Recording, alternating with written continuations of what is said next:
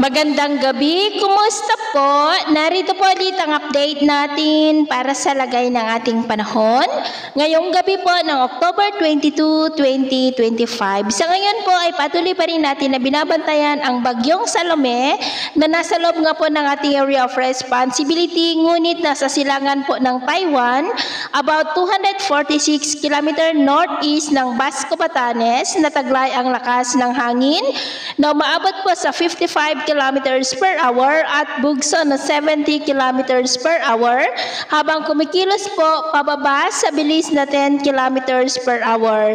At posible po yan natatama sa mga isla ng Batanes sa susunod na mga oras at posible rin na lalapit dyan sa may Ilocos Norte habang unti-unti nahihina dahil po yan sa presensya ng hanging amihan.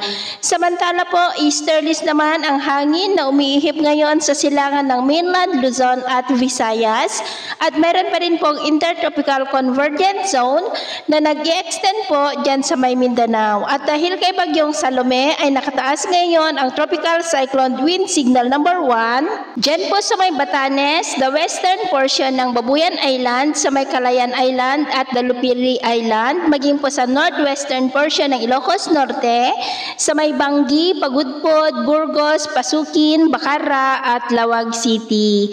At sa nalalabing bahagi na ating bansa, the rest of Northern Luzon, Central Luzon, maging sa may Metro Manila, ilang bahagi ng Calabarzon, Bicol Region, Mimaropa, Visayas at malaking bahagi ng Mindanao ay nakakaranas rin po ng maulap na kalangitan na minsan ay may mga pulo-pulo na mga pag-ulan, epekto po ng mga localized thunderstorm at saka po ng intertropical convergence zone. Kaya mag-ingat pa rin po tayo dahil posible pa rin ang mga banta ng mapagbaha at pagguho ng lupa. At sa atin naman pong mga baybayin, dahil sa amihan ay iwasan na muna natin ang papalaot sa mga baybay ng Northern Luzon at extreme Northern Luzon dahil ang mga alon dyan ay posible po na aabot hanggang sa 2.3 to 3.5 meters height.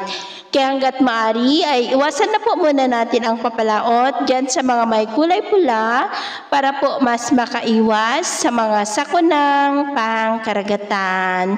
So ito po ang latest update natin sa araw na ito. Ako po muli si James na nagsasabing sa kahit na pagsubok po na darating sa ating buhay, huwag na huwag po tayong mawawalan ng pag-asa. Thank you and God bless!